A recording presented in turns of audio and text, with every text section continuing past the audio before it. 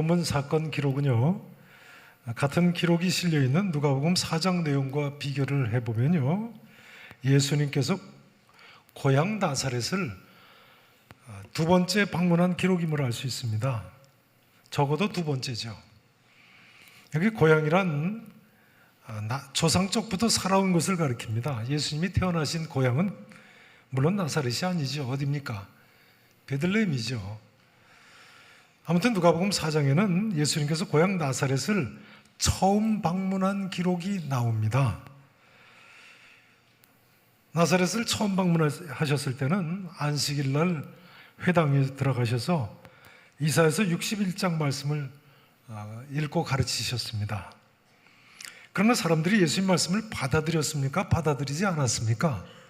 받아들이지 않았습니다. 심지어 동네 밖으로 쫓아내서 그 동네가 건설된 산 낭떠러지까지 끌고 가서 예수님을 밀쳐 떨어뜨리고자 했다는 거예요. 낭떠러지까지 끌고 가서 밀쳐 떨어뜨리고자 했다. 그건 신성모독죄로 돌로 쳐서 죽이려고 했다는 이야기입니다. 낭떠러지에 떨어져서 돌에 부딪혀 죽는 것이나 돌로 쳐서 죽이는 것이나 마찬가지죠. 인간이 참 잔인하죠. 중요한 점은요, 예수님께서 이처럼 자기를 죽이려고까지 한 고향 사람들을 다시 찾아가셨다는 거예요. 자기를 죽이려고 한 고향 나사렛 사람들을 예수님께서 왜 다시 찾아가셨을까요? 간단하죠. 나사렛 고향 사람들 다시 한번 구원의 기회를 주시기 위해서요. 나사렛 사람들에게 다시 한번 구원의 기회를 주시기 위해서 찾아가신 것 아니겠습니까? 여러분, 우리 예수님이 이런 분이십니다. 사람들이 배척을 해도 다시 찾아가시고, 무관심해도 다시 찾아가시고, 심지어 자기를 죽이려고 해도 그들의 구원을 위해서 다시 찾아가시는 분이 우리 예수님이신 줄로 믿으시기를 축원합니다. 오늘은 우리 계산교회 가족분들과 이웃분들을 초청하는 날인데요, 오늘도 우리 주 예수님께서 이런 놀라운 사랑으로 우리에게 다시 한번 찾아오실 줄로 믿으시기 바랍니다. 예수님께서 흡사 고향 나사렛을 다시 찾아가시듯이요, 우리 모두에게도 다시 한번 찾아오셔서 구원의 은총을 베풀어 주시고 우리의 모든 문제를 해결해 주시기를 원하시는 줄로 믿습니다. 아무튼 오늘 본문에 보면요, 당시 나사렛 사람들, 이처럼 찾아오신 예수님을 또다시 배척을 했습니다. 이 사람들이 왜 이토록 예수님을 배척하는 것입니까? 왜 이렇게 배척합니까? 첫 번째 이유는요, 나사렛 사람들이 예수님에 대해서 선입관을 가지고 있었기 때문입니다. 선입관을 가지고 있었기 때문에. 본문 2절 말씀을 보면요, 나사렛 사람들 예수님의 가르침을 듣고는 놀래고 예수님의 지혜와 권능을 보고 놀랬다고 나와 있습니다. 그러나 그럼에도 불구하고 이들은 두 가지 선입관을 가지고 있었던 거예요. 3절 말씀을 같이 읽어보시죠. 그 두 가지 선입관이 무엇인가요? 3절, 본문 3절 함께 읽으십니다. 시작. 이 사람이 마리아의 아들 목수가 아니냐, 야고보와 요셉과 유다와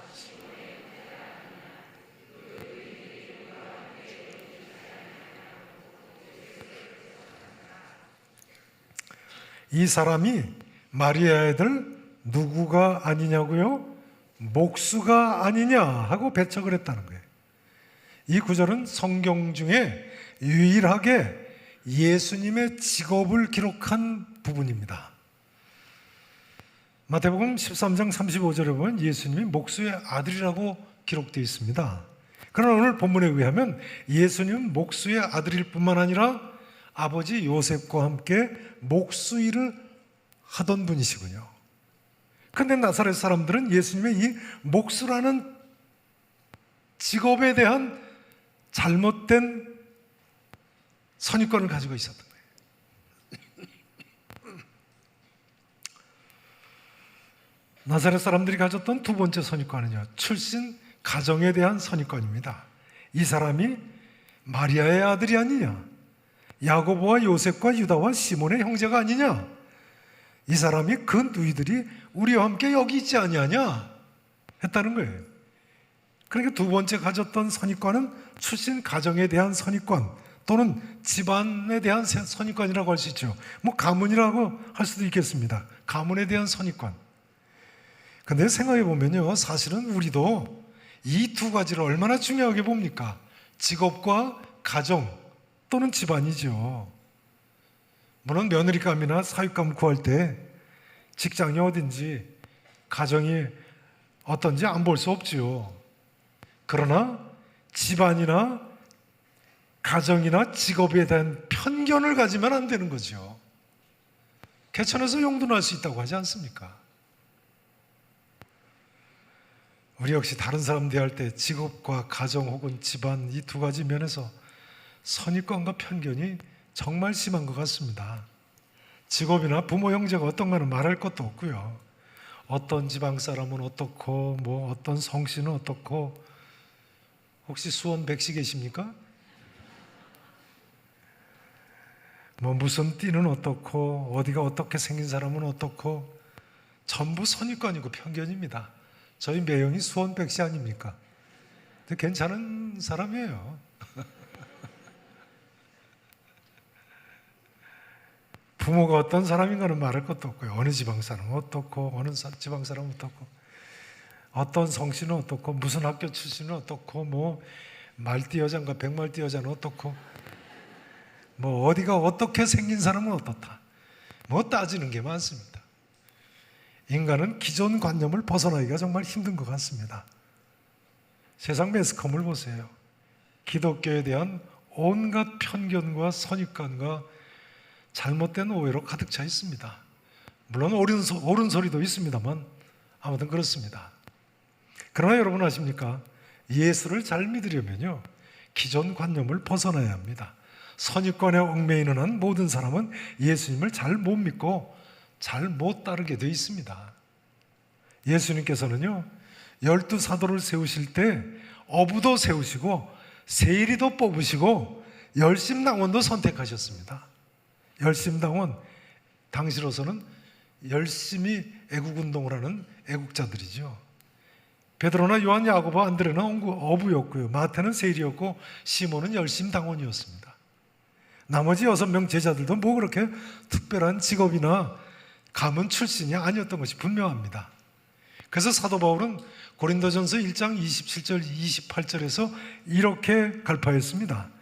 하나님께서 세상에 미련한 것들을 택하사 지혜 있는 자들을 부끄럽게 하려 하시고, 세상에 약한 것들을 택하사 강한 것들을 부끄럽게 하려 하시며, 하나님께서 세상에 전한 것들과 멸시받는 것들과 없는 것들을 택하사 있는 것들을 폐하려 하시느니라. 그리고 이렇게 가르치고 있습니다. 이는 아무 육체도 하나님 앞에서 자랑하지 못하게 하려 하심이니라. 그러니까 우리가 교회 안에서 세상적인 선입관과 편견 가지고 있으면 안 되는 것입니다. 특별히 교회 안에서 성도들을 대할 때나 또는 전도할 때나 세상적인 선입관과 편견 가지고 계시면 안 됩니다. 경상도면 어떻고 전라도면 어떻고 덕적도면 어떻습니까? 덕적도라고 하십니까? 제 고향입니다. 예수님 잘 믿으려면요, 모든 선입관과 편견을 초월할 수 있어야 합니다. 우리에게 그런 적어도 몸부림이 있어야 됩니다. 뉴욕 천주교의 포터주교라는 분이 생전에 교황청을 방문하려고 바티칸으로 갈 때 있었던 일이라고 합니다. 포터주교가 배 여행을 좋아해서 배를 타고 바티칸까지 가려고 했습니다. 들뜬 마음으로 배에 올라서 자기 선실에 들어가 보니까요, 2인용 선실이었습니다. 두 사람이 같이 자는 거죠. 막 짐을 풀고는 정리를 하고 있는데 한 건장한 남자가 방문을 열고 들어왔습니다. 함께 방을 쓸 사람이었습니다.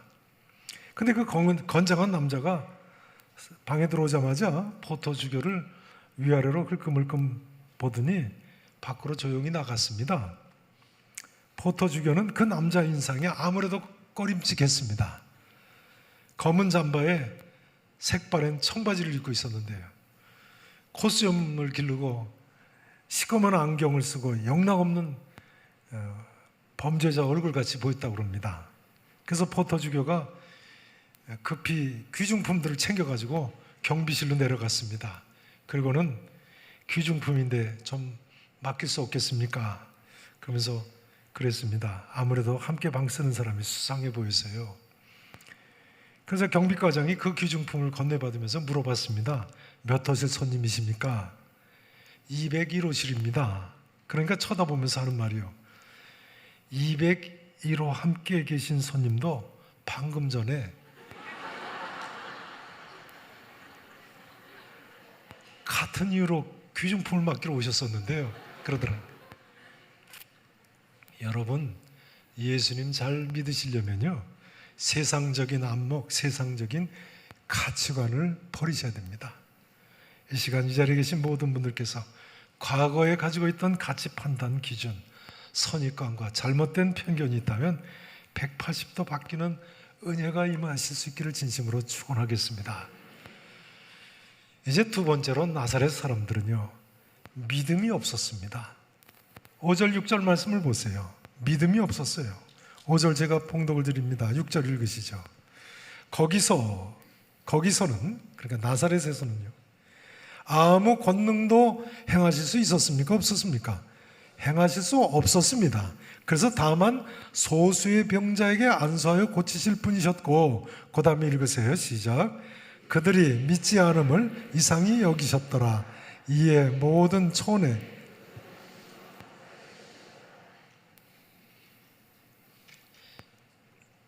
그들이 뭐하지 않음을 이상히 여기셨다고요? 믿지 않음을요.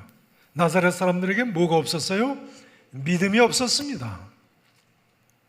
놀라운 기록은요, 5절에 보시면 거기서는 예수님께서 아무 권능도 행하실 수 없으셨다는 거예요. 다만 소수의 병자에게 안수하여 고치실 뿐이었다는 기록입니다. 아니, 예수님께서 아무 권능도 행하실 수 없었다니요. 예수님의 신성에 문제가 생기는 것 아닙니까? 예수님이 권능을 행하시지 못하고 병자 고치지 못하실 사람이 있나요?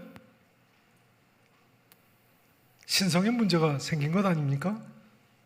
그럼 그렇지 않습니다. 같은 구절이 실린 마태복음 13장 35절에 보면요, 거기서 같은 기록을 기록하면서 이렇게 기록하고 있어요. 거기서 많은 능력을 따라서 하실까요? 많은 능력을 행하지 아니하시니라.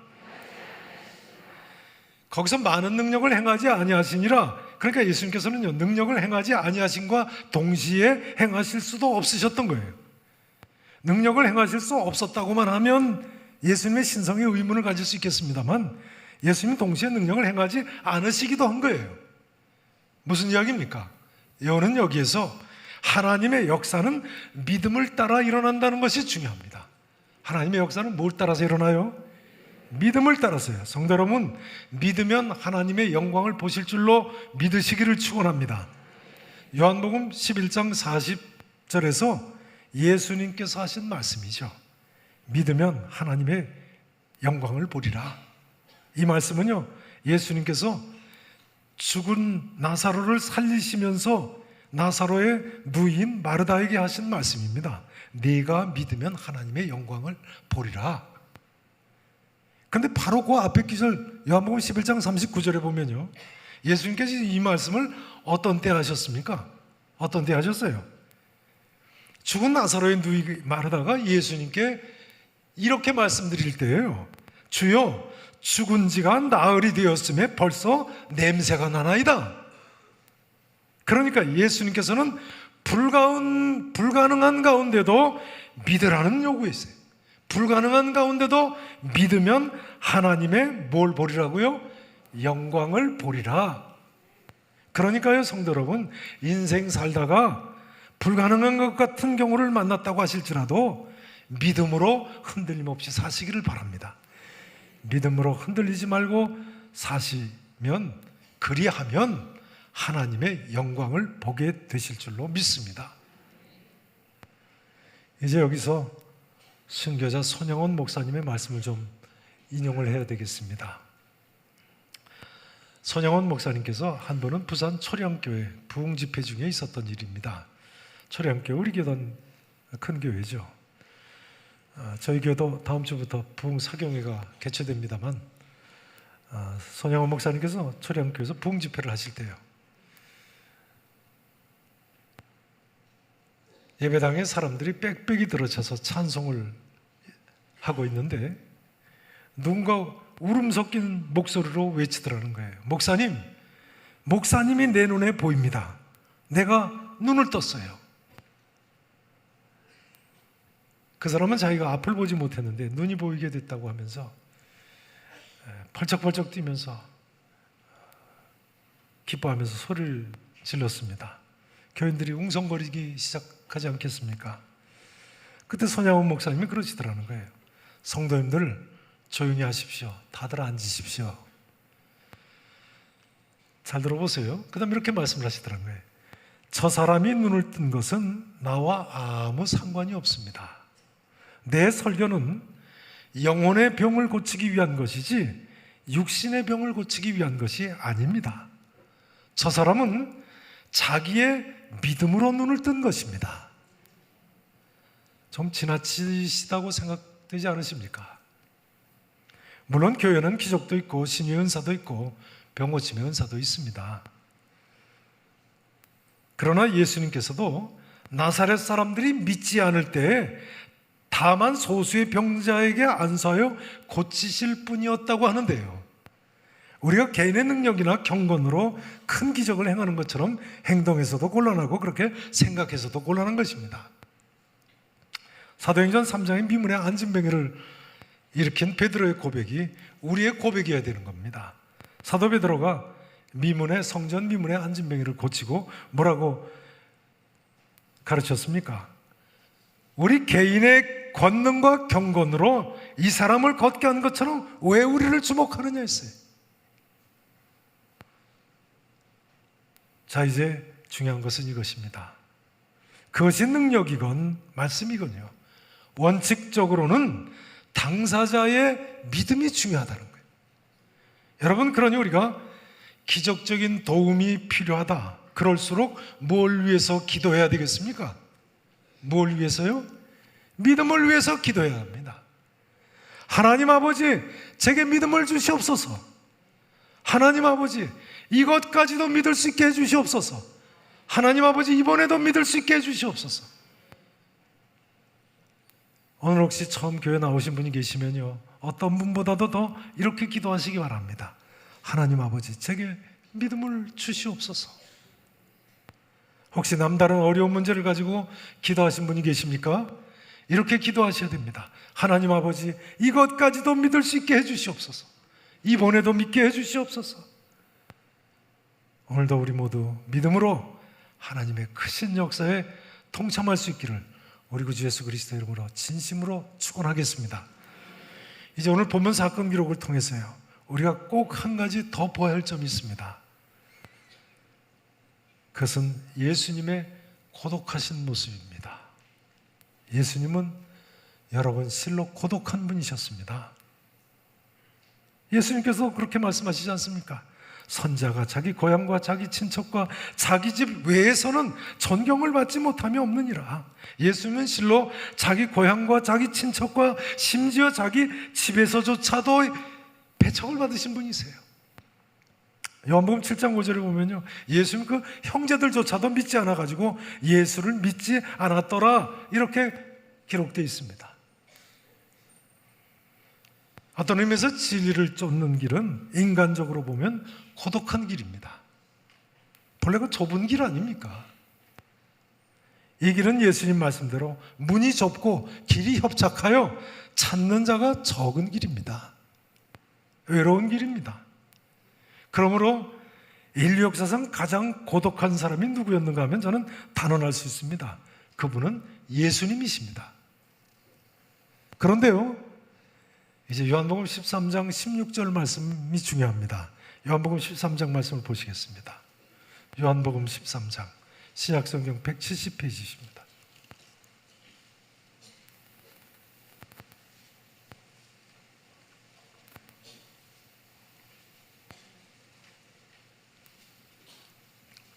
신약성경 170페이지 요한복음 16장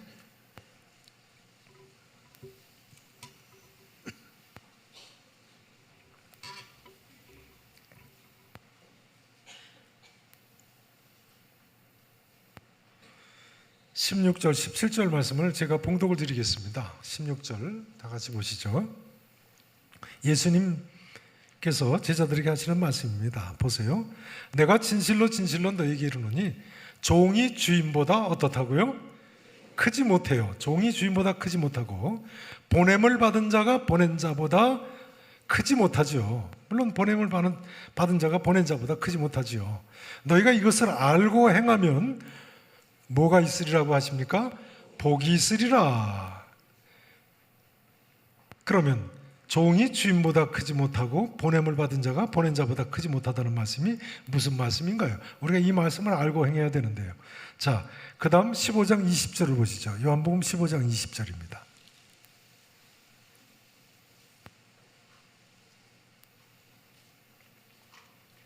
(15장 20절) 말씀 보세요.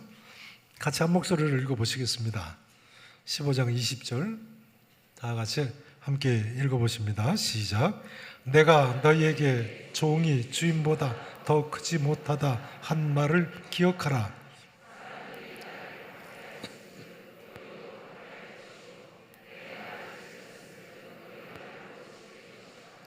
다시 한번 보세요. 예수님께서 제자들에게 하시는 말씀이죠. 내가 너희에게 종이 주인보다 더 크지 못하다 한 말을 기억하라. 방금 전에 그 13장의 말씀을 기억하라는 말씀이에요.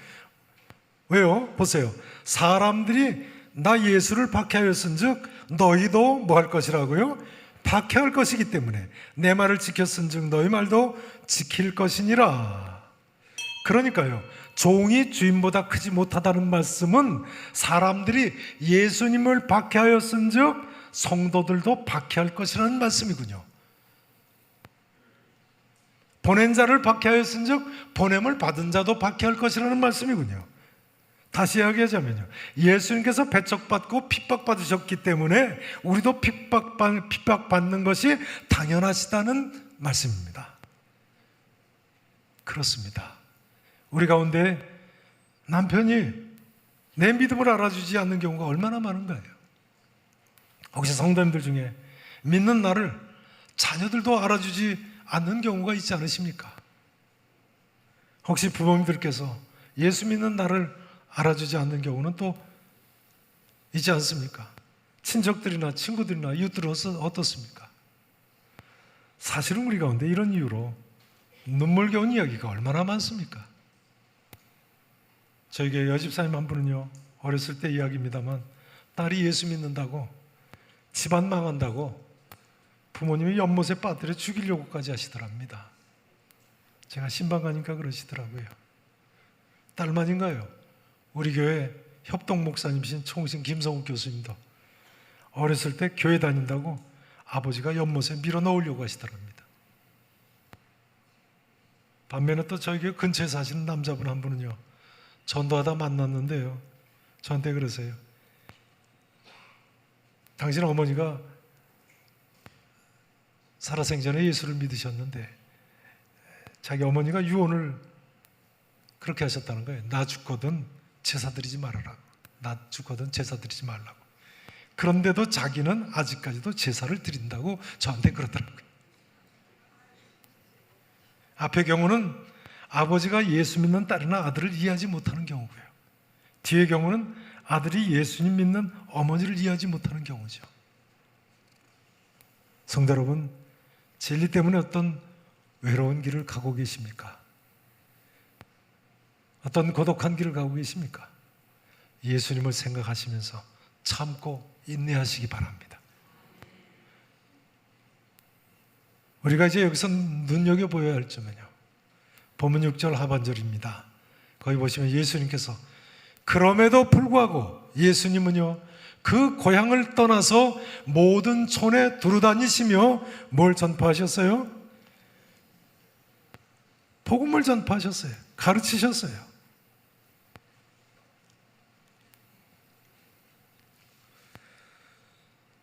마치 아브라함이 고향과 친척과 아버지의 집을 떠나서 하나님 지시하시는 곳으로 갔던 것처럼요. 예수님은 고향과 친척과 아버지 집을 떠나서 모든 촌에 두루다니시며 복음을 전파하셨어요. 오늘 본문 다음 구절에 보시면 이후에 예수님께서는 제자들도 또한 둘씩 짝을 지어 보내시면서 복음을 전파하게 하셨습니다. 또 부활하신 후에는 요한복음 20장 21절에 보면 예수님께서 아버지께서 나를 보내신 것 같이 나도 너희를 보내노라 하셨습니다. 또한 너희는 가서 모든 족속으로 제자를 삼으라고도 하셨습니다. 성도 여러분, 우리가 가지고 있는 이 복음은요, 오늘로 태신자 초청이 끝났다고 그만 전해야 되는 것도 아니고요, 여름이 돼서 이제 전도 폭발이나 전도 특공대나 이슬비 전도 편지가 방학했다고 해서 그만 전해야 되는 것도 아닙니다. 이 복음은요, 마치 예수님처럼 모든 촌에 두루다니며 이 마을에서 배척하면 저 마을로 가고 이 집에서 영접하지 아니하면 저 집으로 가서 전해야 할 기쁜 소식인 것입니다. 사랑하시는 성도 여러분, 진리 때문에 어떤 고독한 길, 외로운 길, 힘든 길을 가고 계십니까? 서로 그렇다고 하실지라도요, 이 기쁜 구원의 소식을 마음껏 여한 없이 전하실 수 있기를 바랍니다. 어떤 경우에도 우리는 예수님처럼 살아야 되겠습니다. 이제 오늘의 말씀 증거를 마쳐야 되겠습니다. 우리에게 세 가지가 필요합니다. 세 가지가 필요합니다. 먼저는 우리 모두 인간적인 선입견과 편견을 버려야겠습니다. 그리고 어떤 경우가 있다고 할지라도 흔들림 없이 예수님을 믿어야겠습니다. 또한 만난을 무릅쓰고 구원의 이 기쁜 소식, 복음을 전해야 되겠습니다. 여러분 아십니까? 예수님 동생들은요, 훗날에 마침내 예수님을 믿게 됐죠. 그리고 예수님의 바로 밑에 동생 야고보는 베드로와 함께 초대교회의 양대 지도자가 됐습니다. 또 예수님 동생 유다는 신약 성경 유다서를 기록한 저자가 됐습니다. 성도 여러분, 지금은 비록 힘들고 어려운 경우가 있다고 하실지라도요, 믿음과 소망 중에 인내하심으로 성도 여러분의 가정에, 직장과 이웃에 여러분 한 분을 통해서 이런 놀라운 변화의 역사가 일어날 수 있기를 우리 구주 예수 그리스도 이름으로 간절히 축원하겠습니다. 기도하시겠습니다.